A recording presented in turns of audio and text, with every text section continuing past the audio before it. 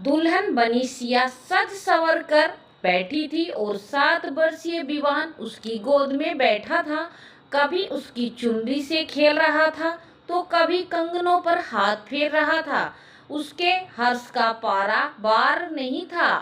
उसके पापा उसके लिए प्यारी सी माँ ले आए थे। माँ के प्यार को तरसता विवान आनंद के अतिरेक से फूला नहीं समा रहा था। नन्हा विवान गोद में ही सो गया था। सिया धीरे से उठी और उसे गोद में लेकर बिस्तर पर सुला दिया। सिया एक बहुत ही गरीब घर की लड़की थी और 5 बहनों में सबसे बड़ी।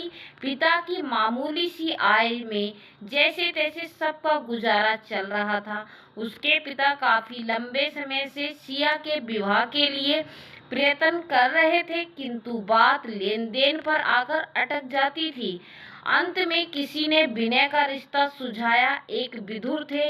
विनय और उनका एक 6 वर्षीय पुत्र था। विवान उनकी पहली पत्नी का देहांत विवान के जन्म के समय ही हो चुका था। तब उन्होंने सोचा था कि वह अब कभी विवाह नहीं करेंगे और विवान पर अपना संपूर्ण ध्यान और स्नेह देकर उसका पालन पोषण करेंगे, किंतु यह सब इतना आसान तो नहीं होता।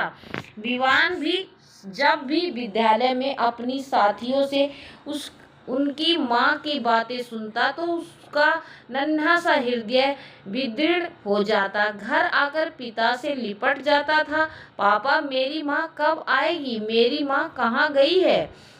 जिसका विनय के पास कोई उत्तर नहीं था।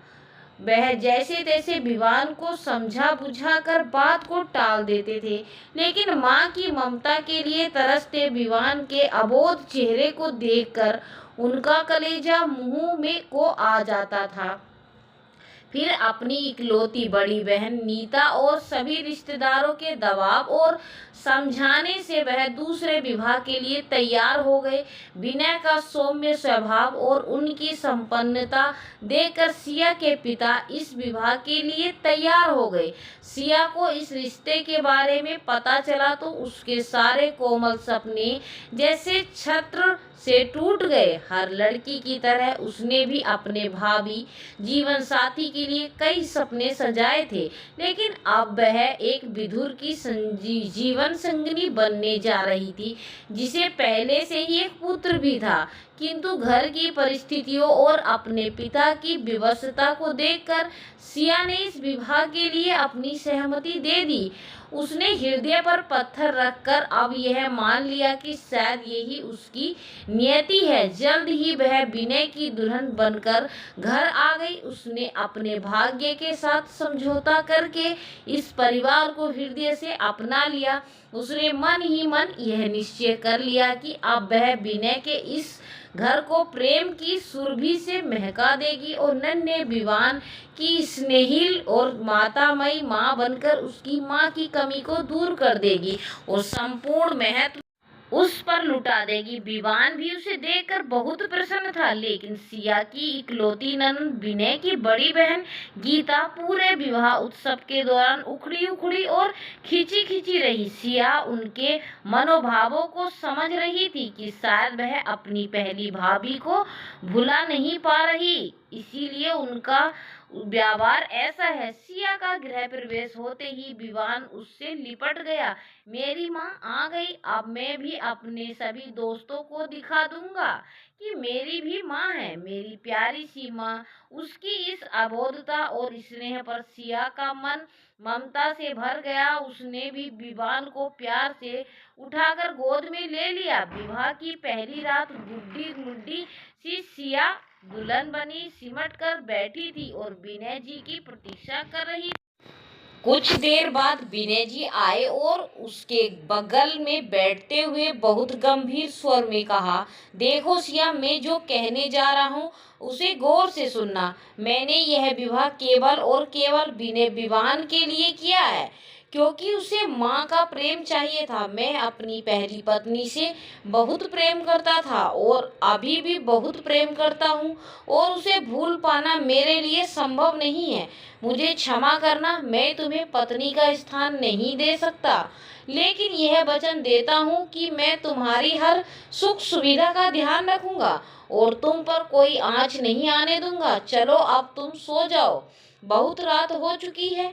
यह कहकर उन्होंने पलंग पर से तकिया उठाया और सोफे पर जाकर सो गए। सिया का हृदय जैसे बैठ गया। एक बार को जी किया कि सब कुछ छोड़कर चली जाए अपने मायके। जब पत्नी का स्थान मिल ही नहीं सकता तो फिर काहे का विवाह। मगर फिर आंखों के समक्ष माता और पिता का कातर चेहरा घूम गया, जिन्होंने कितनी कठिनाई से उसका विवाह किया था। चारों छोटी बहनों का चेहरा कोद गया। शायद उसके मायके लौट जाने के बाद कोई उससे विवाह करने में भी कतराता। आंसू पोंछकर उसने भारी हृदय से इसे भी नियति मानकर स्वीकार कर लिया। विवाह के दूसरे दिन ननंद नीता भी जाने को तैयार हो गई। विनय जी ने कहा भी 1-2 दिन ठहर जाने को, मगर वह कुछ आवश्यक कार्य की बात कहकर चली गई। समय अपनी गति से चलता रहा। सिया के विवाह को 4 महीने हो चुके थे। उसने अपनी परिपक्वता, स्नेह और समझदारी से पूरे घर को स्नेह के एक सूत्र में बांध दिया था और नन्हा विवान उसे तो जैसे खुशियों का सागर मिल गया था। माँ के हाथ से खाना, माँ से कहानी सुनकर सोना, माँ के हाथों से तैयार होकर विद्यालय जाना। सिया को पूर्ण रूपेण उसने अपनी माँ के रूप में स्वीकार कर लिया था और सिया भी उसे इतना स्नेह करने लगी थी कि उसे लगता ही नहीं था कि विवान उसका कोख जाया पुत्र नहीं है। उसका दिन तो किसी प्रकार विवान के साथ बीत जाता था। विनय जी भी हर प्रकार से उसका ध्यान रखते थे, पर रात को विनय जी का कमरे में आकर और तकिया उठाकर सोफे पर सो जाना उसके हृदय के सहस्त्रों खंड कर देता था। परंतु सिया अपनी ओर से विनय जी का हृदय जीतने के प्रयास में लगी रहती थी। उनके बिना बोले उनके सारे कार्य करना, उनकी आवश्यकता की सभी वस्तुएं उनके कहे बिना सामने रख देना, उनके पसंद या भोजन बनाना। परंतु विनय जी अभी तक उसे पत्नी के रूप में स्वीकार नहीं कर पाए थे। एक दिन छुट्टी का दिन था और विनय जी घर में ही थे तो उठने में देरी हो गई। जब वह कमरे से निकले तो सिया चौड़े लाल बॉर्डर वाली पीली साड़ी में, सिर पर पल्लू रखे हुए, हाथ में पूजा का थाल थामे तुलसी में जल अर्पित करने जा रही थी। विनय जी उसका यह सौम्य रूप देखते ही रह गए। अचानक सिया की दृष्टि उन पर पड़ गई तो उन्होंने अपनी दृष्टि तुरंत फेर ली, मगर उस एक पल में ही सिया ने उनकी दृष्टि में अपने लिए प्रशंसा के भाव पढ़ लिए थे। उसका हृदय आज खुशी से झूम उठा। शायद सफलता की ओर यह पहला कदम था। नाश्ते के बाद वह विवान के साथ खेलने लगी तो दूर बैठे विनय जी भी उन दोनों को देखकर मंद मंद मुस्कुराने लगे। उन्हें यूं मुस्कुराते देखकर विवान ने उनका हाथ पकड़कर खींच लिया और मचलते हुए कहा, आइए ना पापा, आप भी हमारे साथ खेलिए। विनय ना नहीं कर सके और तीनों का बहुत प्यारा सा समय गुजरा। आज विनय जी के चेहरे पर भी अलग ही चमक थी। अगले दिन भी विनय के कार्यालय जाने के बाद सिया पुलकित हुई सी घर में फिर रही थी। शाम को विनय जी घर आए तो जब उसने चाय नाश्ता उनकी ओर बढ़ाया तो विनय जी ने कहा, आज ऑफिस में काम बहुत ज़्यादा है, बहुत थक गया हूँ। यह नया बॉस आया है तो अभी शायद हम लोगों को कुछ दिन ज़्यादा काम करना पड़ेगा ताकि एक दूसरे के साथ सामंजस्य स्थापित हो सके। सिया को बहुत अच्छा लगा। पहली बार विनय जी ने अपनी कुछ बातें उसके साथ साझा की थी। विनय में आने वाले बदलाव को अनुभव कर अब सिया भी खिली खिली सी रहने लगी थी। एक दिन कार्यालय में कुछ ज्यादा काम था, शायद तो विनय काफी थके हुए थे। उन्होंने सिया से कहकर खाना भी जल्दी खाया और कमरे में चले गए। सिया जब तक रसोई का काम समेटकर कमरे में पहुंची तो देखा कि विनय पलंग पर ही सो चुके थे। वह कुछ देर तक उलझन का भाव लिए खड़ी रही, फिर उसने धीरे से तकिया उठाया और सोफे की तरफ बढ़ने लगी तो विनय जी ने आहट पाकर आंखें खोलकर कहा, कोई बात नहीं है सिया, उस तरफ से तुम सो जाओ। सिया आश्चर्य मिश्रित खुशी से उसका चेहरा देखती ही रह गई। विनय शीघ्र ही फिर सो गए, पर सिया को जैसे खुशी के मारे नींद न आ रही हो। सुबह विनय के कार्यालय जाने के समय जब सिया ने टिफिन पकड़ाया तो वह बोले, अरे हाँ सिया, मैं तुमसे कहना ही भूल गया, अभी कुछ देर पहले दीदी का फोन आया था। वह कल 10-12 दिनों के लिए यहाँ आ रही हैं। कल शाम तक वह यहाँ पहुँच जाएंगी। तुम उनके रहने का अच्छे से प्रबंध कर देना। चलो अब मैं चलता हूँ, मुझे देर हो रही है, कहकर विनय निकल गए। दूसरे दिन नीता दीदी आ चुकी थी। सिया बहुत मन से उनके स्वागत में लगी हुई थी, पर अभी तक उन्होंने एक बार भी सिया को नहीं टोका। वह बस विवान और विनय से बातें करती जा रही थी। सिया थोड़ी आहत तो हुई, लेकिन फिर उसने मुस्कुराकर अपने मन को समझा लिया और कामों में लग गई। खाना खाने के लिए सबको बुलाने आ रही थी तो उसने सुना कि नीता दीदी विनय से कह रही थी, अरे तूने घर का सेटअप क्यों बदल दिया है। विनय ने शांत भाव से कहा, दीदी सबकी सुविधा के अनुसार सिया ने थोड़े बहुत बदलाव कर लिए हैं। अरे बड़ा भोला है तू, इसकी चिकनी चुपड़ी बातों में मत आ, वरना यह सब कुछ धीरे धीरे अपने हाथ में लेकर कब्जे में ले लेगी। मुंह देखता रह जाएगा तू। मैंने तो तुझे कहा ही था कि मेरी सहेली की ननद से विवाह कर ले। अरे तलाकशुदा है तो क्या हुआ, कितनी दौलत है उसके पास। नीता दीदी फुसफुसाई। इस पर विनय थोड़ा चिढ़कर बोल उठे, तुम भी क्या बातें लेकर बैठ जाती हो दीदी। पहली बात यह कि मैं तुम्हारी सहेली की ननद से विवाह नहीं करना चाहता था, क्योंकि उसका स्वभाव वैसे भी थोड़ा उग्र है और वह बहुत आज़ादी पसंद है। वह सिर्फ अपनी मन मर्जियों से जीना जानती है। पर मुझे ऐसी लड़की चाहिए थी जो मेरे घर परिवार को बांध कर रख सके। ऐसे में सिया मुझे बहुत पसंद आई, इसीलिए मैंने इस विवाह के लिए हामी भरी और सचमुच में उसने आते ही पूरे घर को संभाल लिया। अरे तू देख लेना, वह तुझे कहीं का नहीं छोड़ेगी।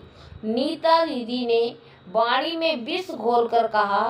तब तक सिया पर दृष्टि पड़ते ही दोनों चुप हो गए। सिया का हृदय रो गया, फिर भी उसने कुछ नहीं कहा और सबको खाने के लिए बुला लिया। सबको बड़े प्रेम से खाना परोसा और विवान को अपने हाथों से खिलाने लगी। नीता दीदी ने तुरंत टोका, विवान इधर आ बेटा, मैं तुझे खिला दूं। विवान ने तुरंत मासूमियत से कहा, नहीं बुआ, मैं तो माँ के हाथ से खाऊंगा। नीता दीदी ने प्रत्यक्ष में कुछ कहा तो नहीं, पर बिल्कुल जल भुन गई। विनय मुस्कुरा कर रह गए। अब हर दिन का यही हो गया। दीदी अवसर मिलते ही विष विमन करके विवान को और विनय को उससे दूर करने का प्रयास करती रहती थी। सिया सब कुछ जान समझकर भी शांत रहने का प्रयास करती रहती थी। यह विवान जी की बड़ी बहन थी, इस नाते वह लिहाजा करके चुप रह जाती थी। उस दिन दूध खत्म हो गया था और घर में दूध नहीं था। विनय जी के आने का समय होता जा रहा था। उनके आने पर उनके लिए चाय बनाने के लिए भी दूध नहीं था। तो सिया दूध लेने के लिए दीदी से कहकर बाजार की तरफ निकल गई। जब वह वापस आई तो उसने देखा कि नीता दीदी ने विवान को गोद में बिठाया हुआ था और उससे समझाने का प्रयत्न कर रही हैं। बेटा, यह जो तू माँ माँ करके जिसके पीछे पड़ा रहता है ना, यह तेरी माँ नहीं है, यह चुड़ैल है। यह किसी दिन मार डालेगी तुझे। यह तेरी सौतेली। सिया आपे से बाहर हो गई। वह वहीं से चीख पड़ी, बस कीजिए दीदी, आपने जो कुछ भी कहा और किया मैं इतने दिनों से बर्दाश्त कर रही हूँ, पर आज आप मेरे बेटे को मेरे विरुद्ध भड़का रही हैं। मैं सब कुछ सहन कर लूंगी, लेकिन कोई मेरे बेटे की मासूमियत और उसके अबोध मन को चोट पहुंचाए, यह मैं कतई सहन नहीं कर सकती। दोबारा ऐसा करने का सोचिएगा भी मत, वरना अब मैं लिहाज नहीं रख पाऊंगी। नीता दीदी जैसे गुस्से से पागल हो गई। उन्होंने विवान को गोद से उतार दिया और चीख कर बोली, तेरी हिम्मत कैसे हुई मुझसे ऐसी बात करने की? अरे भिखारियों के खानदान की लड़की है तू, यहाँ आकर तेरे पर निकल आई है। मैं चाहूँ तो 2 मिनट में तुझे इस घर से बाहर निकलवा दूँ। अपने भाई से कहकर रुक जा, अभी तेरा दिमाग ठिकाने लगाती हूँ। उन्होंने आगे बढ़कर सिया को तमाचा मारने के लिए हाथ उठाया ही था कि तभी पीछे से विनय जी आ गए और उन्होंने झट से दीदी का उठा हुआ हाथ पकड़ लिया। हाथ बढ़ाकर उन्होंने सिया को अपनी तरफ खींचकर बाहों में घेरे में थाम लिया और बोले, दीदी, तुम जब से आई हो केवल जहर ही उगल रही हो। अपने भाई का हंसता खेलता घर क्या तुमसे सहन नहीं होता? यह सब क्यों कर रही हो? सिर्फ इसलिए क्योंकि मैंने तुम्हारी बात मानकर तुम्हारी पसंद की लड़की से विवाह नहीं किया। अरे क्यों करता मैं उससे विवाह? जीवन मुझे बिताना है, तुम्हें नहीं। मैं सोचूंगा कि मुझे किसके साथ रहना है, किसके साथ नहीं। मुझे तो जो कहती थी। आज तो तुमने विवान को भी नहीं छोड़ा। उसके बाल मन में भी अपनी माँ के विरुद्ध विष की बेल बो रही हो और मैं ऐसा होने नहीं दूंगा। मेरे होते हुए कोई मेरी पत्नी पर उंगली भी उठाए मैं सहन नहीं कर सकता। मत भूलो कि सिया मेरी पत्नी है और मैं बहुत प्रसन्न हूँ अपने संसार में। तुम अपने भाई के पास आई हो, यह बहुत प्रसन्नता की बात है। खुशी खुशी रहो और अच्छी यादें यहाँ से लेकर जाओ। ईश्वर के लिए यह अशांति और गंदगी यहाँ मत फैलाओ। दीदी विस्थापित नेत्रों से विनय की ओर देखती रह गई, फिर धीमे कदमों से अपने कमरे में चली गई। विनय ने सिया को अपने बक्स से लगा लिया। आज सिया को पूरा संसार मिल गया। आज विनय जी ने उसे अपनी पत्नी का स्थान दे दिया। हर्ष के अतिरेक से आंखें से बहते हुए प्रेमाश्रु विनय जी की कमीज भिगोने लगे। विनय जी ने झुककर उसकी पलकें चूम ली। नन्हा विवान आकर सिया के पैरों से लिपट गया तो दोनों हंस पड़े।